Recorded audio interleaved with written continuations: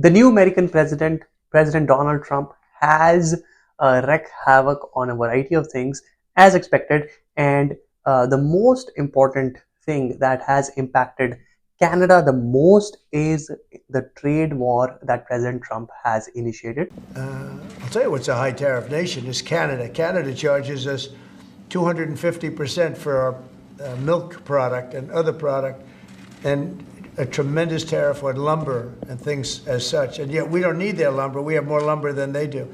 We don't need Canada's lumber. So what I'm doing is I'll be signing an executive order freeing up our forests so that we're allowed to take down trees and make a lot of money and then reharvest trees.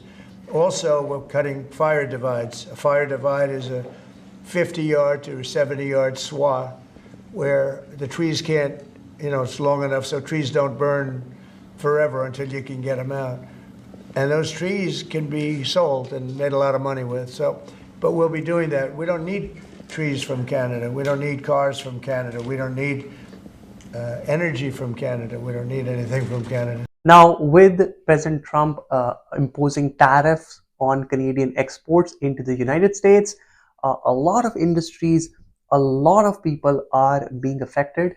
And although these tariffs are being paused and then being paused again, however, the threat of tariff still looms over Canada, and as a result, Canada has been responding. Now, how will these tariffs or a trade war between United States and Canada impact Canadian immigration? This is what we're going to talk about in this video, so stay tuned until the end of the video. Welcome back to the channel, guys. My name is Dhruv. I'm a regulated Canadian immigration consultant. At our firm FHCN, we assist all prospective immigrants with their immigration to Canada. If you are an aspirant, you need assistance, here is our contact information. Feel free to contact us and we would be happy to assist you. Guys, if you want to know about Canadian immigration, you want to learn about Canadian immigration and want to stay updated, this is the channel you want to subscribe to. So make sure you have subscribed to this channel. If you have particular questions you would like to talk to me personally, you can book an appointment. The link to book an appointment is in the description of this video. I would be more than happy to chat with you. Now, how is the US-Canada trade war? How are these tariffs going to impact Canadian immigration? How can we expect going forward? Let's talk about that. But before we talk about that, let's quickly answer the comment of the week. This comment comes on our postgraduate work permit extension due to passport expiry video. And the question is, if we put the entire application in an envelope, we send the envelope, how do we know that we are on implied status? Very good question. If your application is submitted to them on paper before the expiry of your current status document, your current work permit, then you are good, you are on implied status. However, for paper applications, IRCC does not issue any acknowledgement, any submission confirmation. So what can you use to prove that you're on implied status? Guys, when you send this application to IRCC, make sure you use the tracking system. So use Canada Post tracking or FedEx, UPS tracking mail.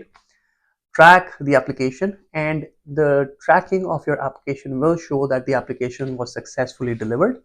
And in Canada Post, if you choose for a registered mail, they will have to sign their signatures upon receipt of your application.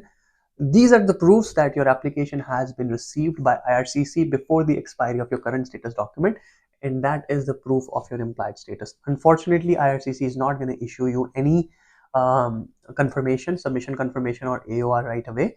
It takes them time to put the paper application into their system and for it to show up in their system.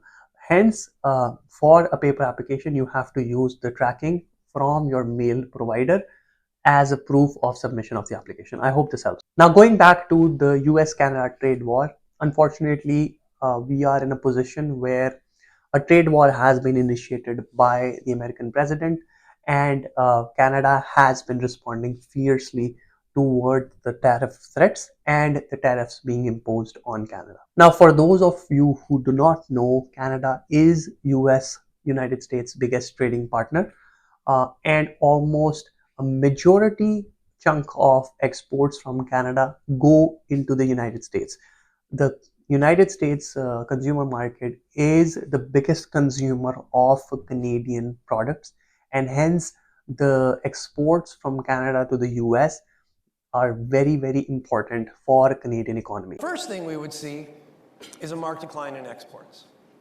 As Canadian goods become more expensive, US demand for those goods would decline. A lower Canadian dollar would provide a partial offset. In our model, with the scenario based on the February 1 executive order, exports fall by about 8.5% in the year after tariffs takes effect. That's the green line. Canadian exporters respond by cutting production and laying off workers. With exports to the United States accounting for roughly 1/4 of our national income, the shock will be felt across Canada. Lower export revenues would reduce household income, and retaliatory tariffs would raise the prices of many consumer goods. Now, with President Trump announcing tariffs on Canadian exports, previously under the USMCA, the agreement, the free trade agreement between Canada, US, and Mexico, there were controls in terms of the tariffs. There were free-flowing goods and services through the borders of Canada, US, and Mexico, which made things a lot easier. But now, with these tariffs being imposed, that would mean the Canadian exports to the US will become more expensive, and hence it would become almost impossible with a 25% surcharge that President Trump is imposing for Canadian goods to compete in the American market.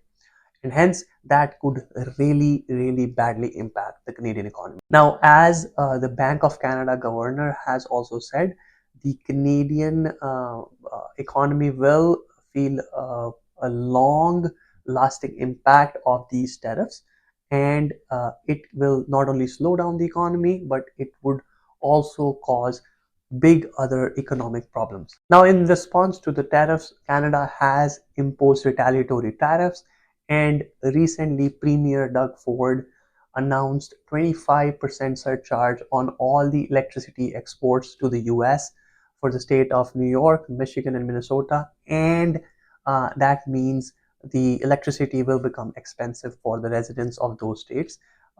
Canada exports electricity. Ontario provides electricity to these states, and that is going to get impacted as well.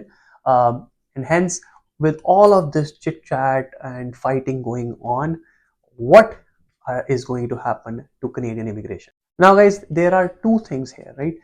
Number one is when tariffs come into force, and if there are long lasting tariffs imposed on Canada by the United States, the Canadian economy is going to suffer. And if the Canadian economy suffers, the job market will have a bad outcome, and hence unemployment will rise.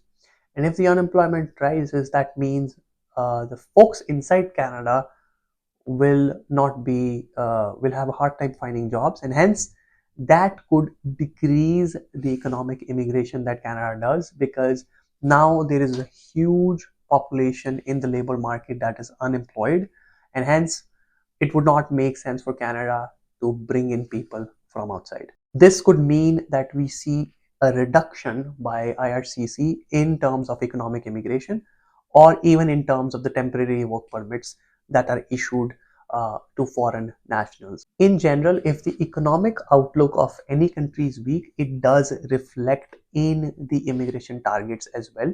And because of that, we could see a reduction in immigration. Again, this depends on what happens with regards to this trade war.